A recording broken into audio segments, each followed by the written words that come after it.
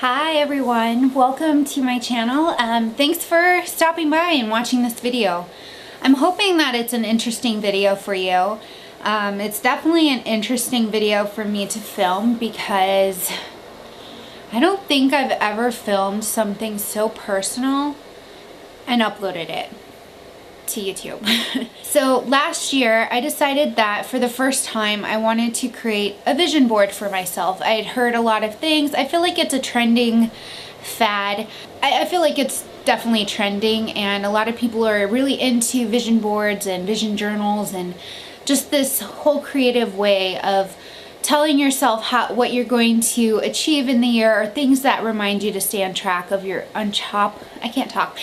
things that a visual reminder to yourself to stay on top of your goals.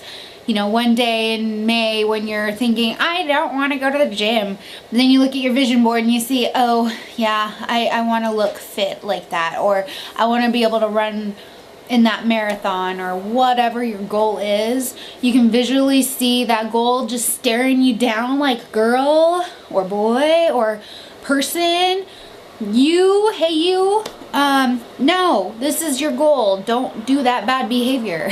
As I said, I've never done a vision board before, but I decided last year to do one.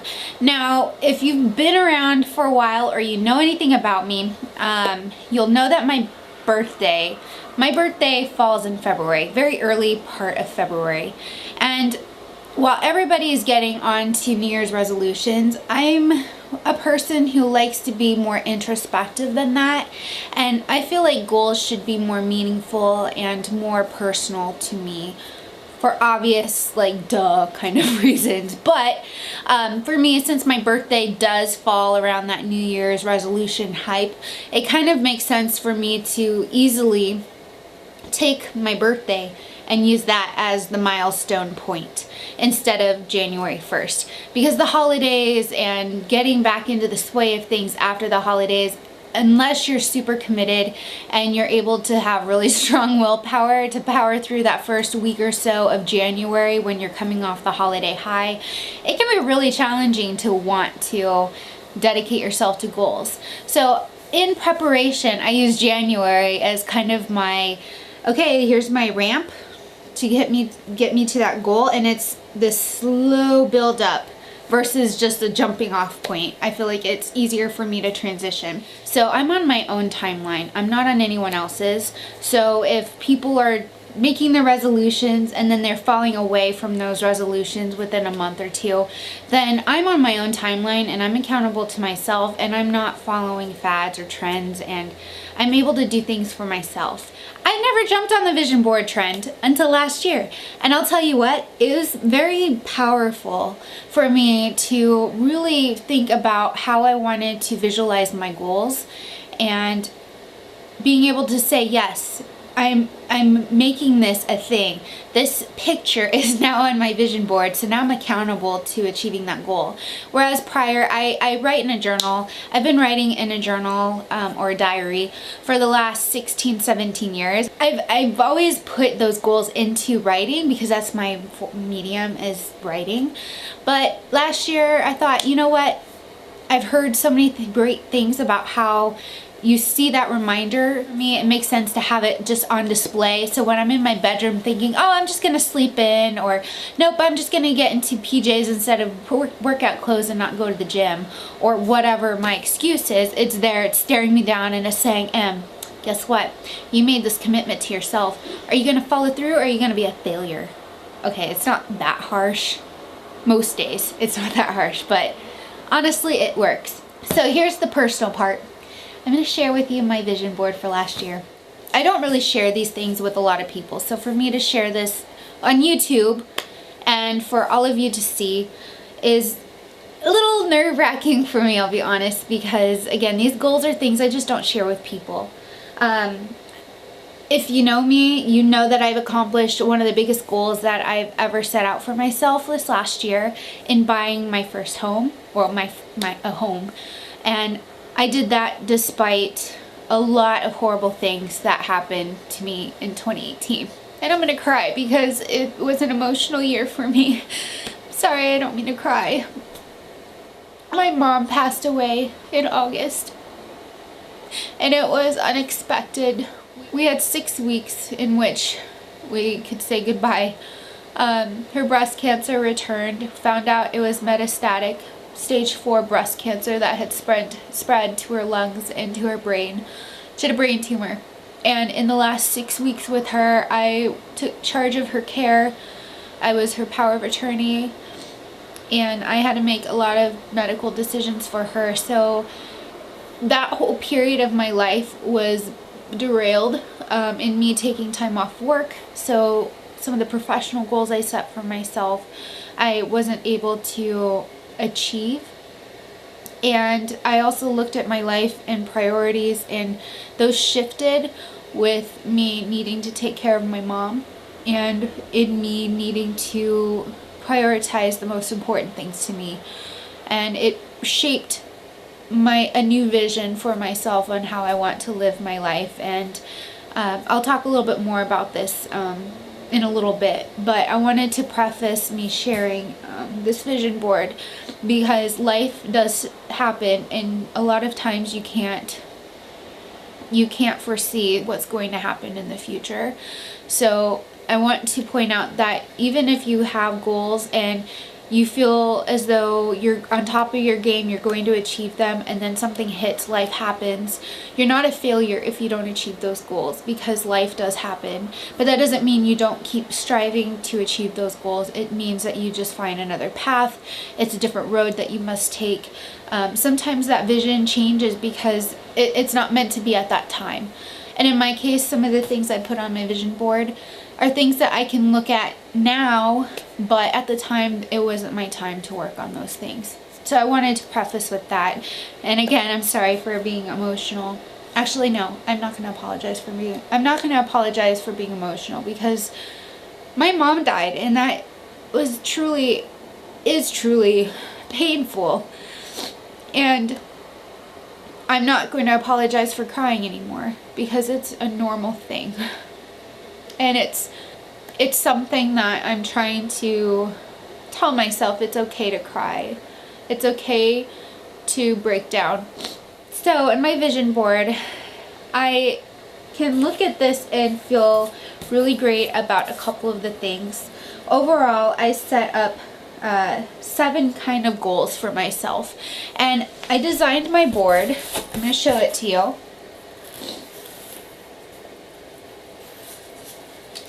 I will note, it took me about a week or so to put this together because of, I'm going to pull this down. Let me scooch. Okay, so it took me a week to design this and put it together. Obviously it's a collage, and then there's some things here that I drew out. Now, I told myself that in order to achieve the big goal of getting a house, there's some things I had to do to make that feasible with my finances.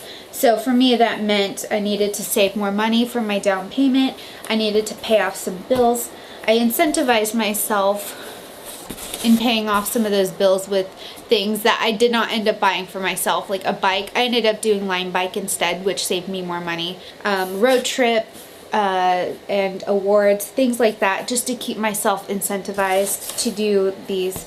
And then I actually have like a little flow chart here, like getting pre-approved for my mortgage, and then getting out and shopping for the home, finding the home, and then eventually leading up to the home. These are the things I was visualizing because I hated the house I was living in before. That's why I didn't film any videos around the house. I just didn't like the house. I felt like it had bad energy.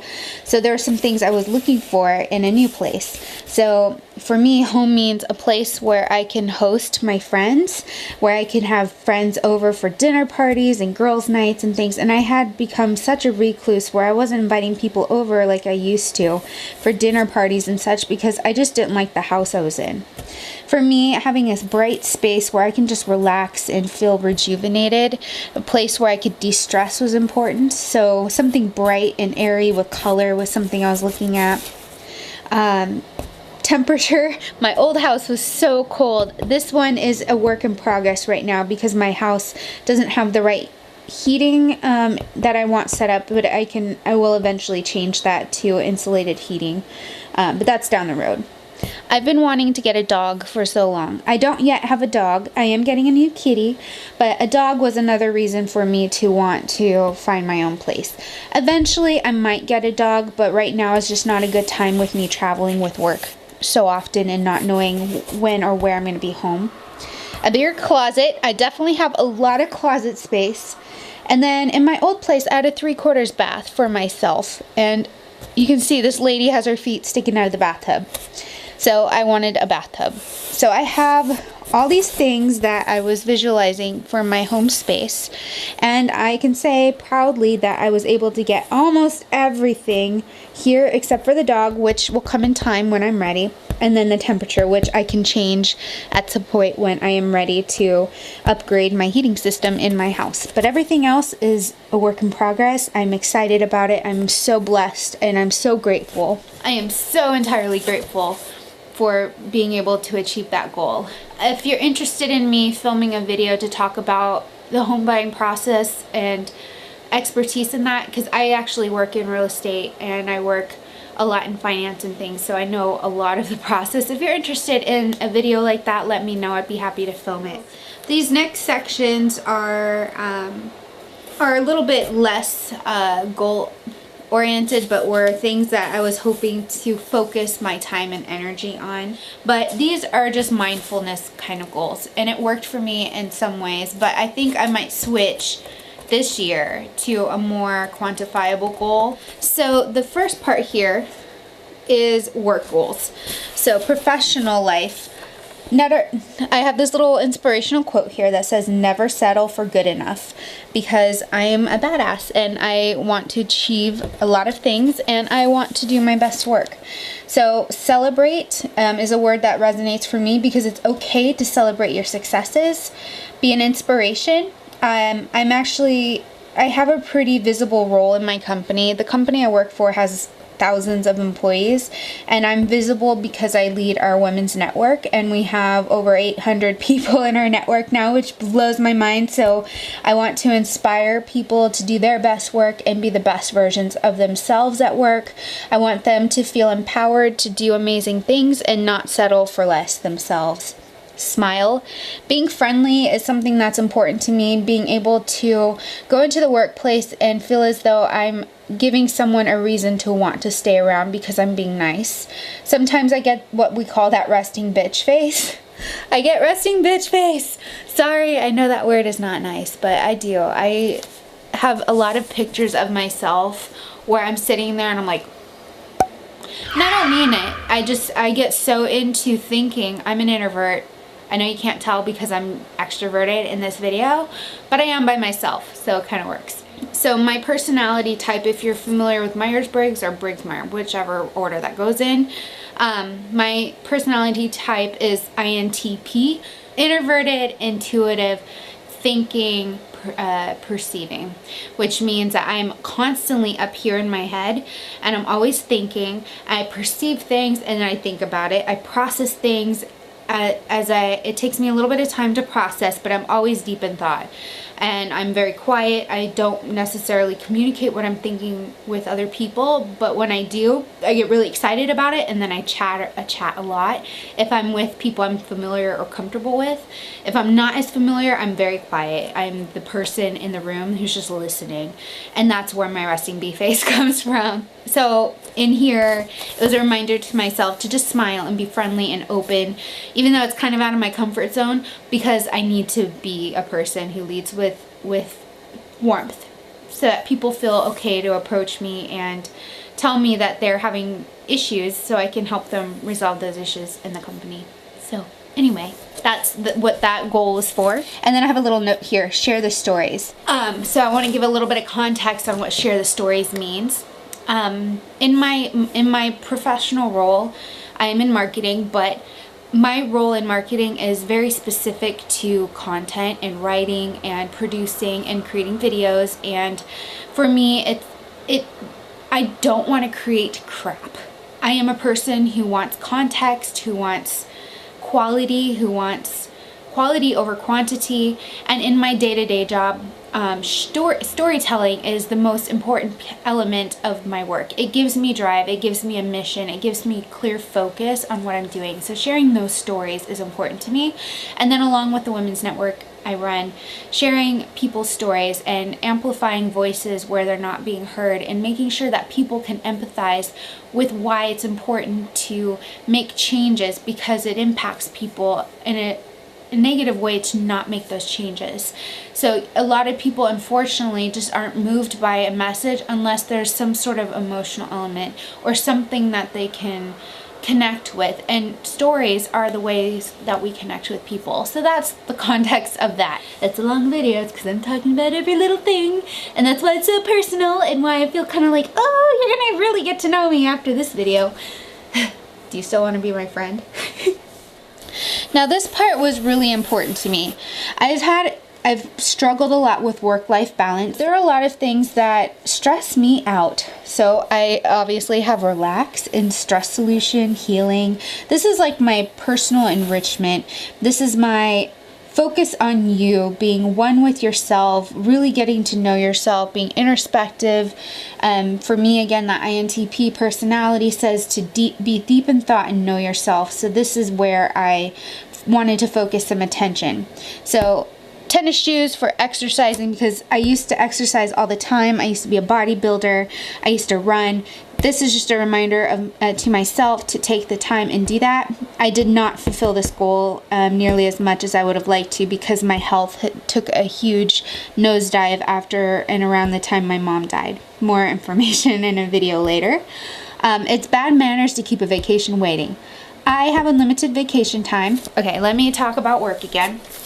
I have what's called discretionary time off, which is basically unlimited, which means I don't need to accrue hours before I can take a vacation. I can just request up to 2 weeks off and say, hey, I need to take 2 weeks off. Here's the reason why. And just making sure that when I schedule that time off, it's not going to interfere with my work. And then I could essentially, you know, do that every month if I wouldn't, but I could. Not that a lot of people do, but I could essentially take vacations every month. And I wanted to be really good about taking at least a day or two off every month so that I could use that time to recharge. I was really good about this last year. I started blocking off days in my calendar several months in advance and saying, you're taking those days off no matter what. So I would take 4 or 5 day weekends, but it would be wrapped around a Saturday, Sunday, so I wasn't using like a full work week, so that it helped me to not lose precious working hours, but also allowed me time to rejuvenate. And then taking full, like every quarter, taking a full week at least off. I'm due to do another vacation soon because I greatly need it, but I'm also trying to be mindful of not scheduling that at a bad time. So more to come on that for this year, but yeah, that was the whole point and premise of that. Another thing I wanted to note here is that I put these into the shape of a mug. I drew this out with a little tea bag because tea is something that I enjoy. I will sit and read, so perfect read. Books, lots of books. I like to sit and sip tea, not, you know, the metaphorical I'm gossiping kind of tea, but actual tea bags with like Earl Grey or some chamomile tea, and relax. That's my thing. I also have like this picture of a lady in her sun hat. I have a couple of sun hats, so that reminded me of my vacation time. And this next part is a little bit embarrassing to talk about, because I don't talk about this with anybody except my closest, like, best friend. And I say friend with one, as in one person is who I talk to about this. So next, love, little heart, like romantic. I put this on there because I've not been, I gotta sit down for this one.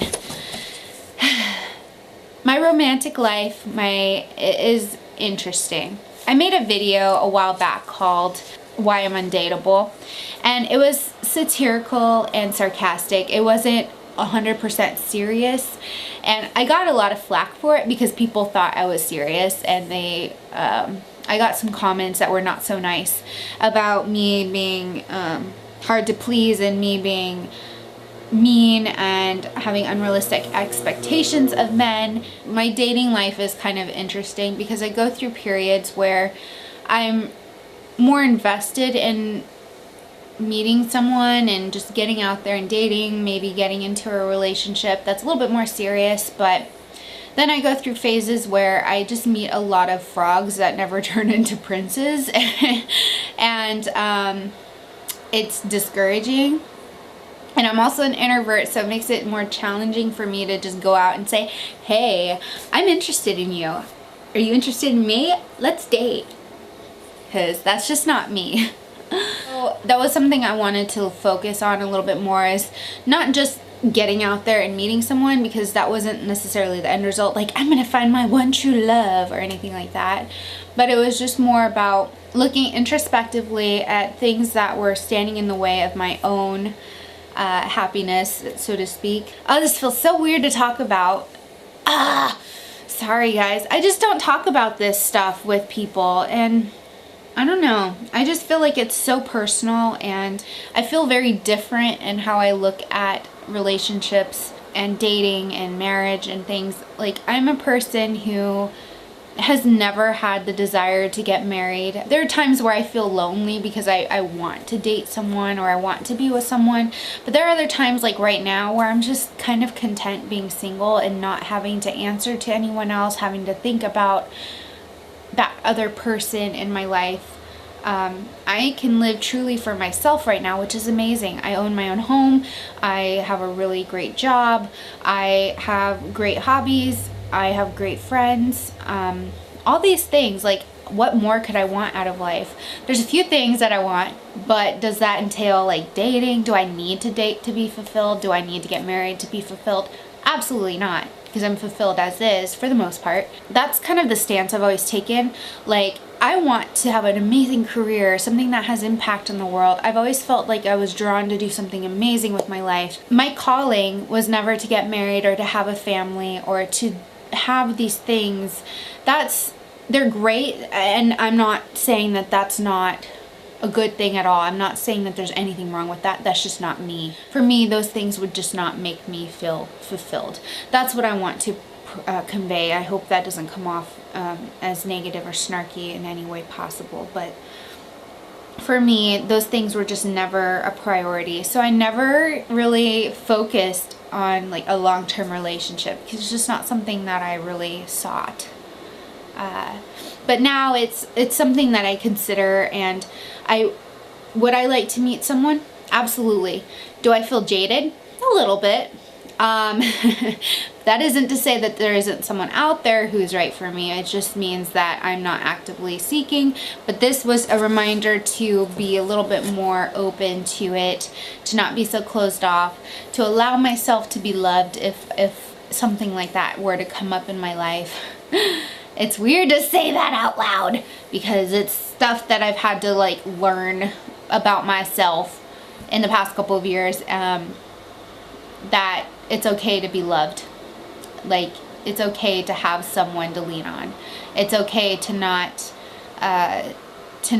just be self-reliant. That's a lot deeper than I intended that to be, but that's basically where I'm at with relationships. And so that was a goal of mine, or sort of a reminder to be more open to love. Anyway, let's continue. It's supposed to be like a camera, like my video camera, a viewfinder. So for me, it was like photography, videography, and storyboards, like my YouTube videos and creative outlets that I enjoy doing, like music, art, videos, my blogs, photography, storytelling is basically the premise of this, being able to tell stories through my creative outlets, and that's them. This kind of fell away middle of the year going outward again because of all the crap I went through, but I'm now getting back into it, hence this video. Like, this is a compass, it's not well drawn out, but there's some things like travel and just living my life, doing things that I'm intrigued by that I've never done before, like traveling to new places, wandering through new places and adventures. and being adventurous, creating amazing memories, spending time with my family, which means going back to Montana and visiting family every so often and doing it regularly. First time, like, this is like adventure, jumping off a cliff into water. I don't know that I would necessarily do that, but you know, it's just the idea and premise of it. Electrify your every odyssey. I found that to be really inspiring, because if you watch my makeup videos or my beauty channel, I always say stay electric. Saying that has a meaning. So I say stay electric because there's this internal energy that we have, this kinetic energy that flows through us, and when we radiate that, or we are in motion and we share that with the world, everyone can feel it. It's like these little, I call it fizziness. It's like fizzy, static electricity. You feel it. So when someone radiates that and you feel that and you kind of feel this sense of power, if you share that energy with someone, then they feel that energy and it just keeps flowing. So electrify your every odyssey, meaning make every memory count and make that the energy you receive from creating those memories last. So being meaningful with that time. Anyway, that was my vision board. If you're interested in learning how to make a vision board like this, like how I did the planning, how I drew it out, how I conceptualized it, I'm happy to share that. Phew. I don't know how long this video is at the point I'm recording, but thank you for sticking with me. Again, this is a very personal video. You know, my vision in life has changed significantly since my mom passed away, and reprioritizing what's important to me. And I really wanted to share that piece of me because I feel as though every person comes across some fork in the road or a milestone where they need to pivot and make changes. And for me, the change is how I choose to live my life with meaning and to be happy and to live my life to the fullest. Again, this is like much deeper than I ever expected to share, but before my mom passed and before we knew she was sick, there are some things in my life that I just didn't let go of because I not only needed control over those things, but there were some obligations that I felt that prevented me from being able to live my life fully in the fullest capacity in the way that I really felt called to live my life. And after my mom passed, I just had this unveiling, this realization that there were some things that were holding me back, and I didn't want to live my life being chained by these things and essentially perpetuating these chains that have been passed on generation to generation. I lived my life for the longest time just trying to be seen, to try to be heard, to win validation. And after she passed, I realized that those things didn't really mean much to me anymore. So anyway, it's a lot of information and it's very personal. I'm writing a book, by the way. Hint of what's to come on the vision board. Anyway, I'm gonna leave this video on a happier note. Hope you guys have a fantastic day. Stay electric. I love you for those of you watching. So have a wonderful day. I'll talk to you later. Bye.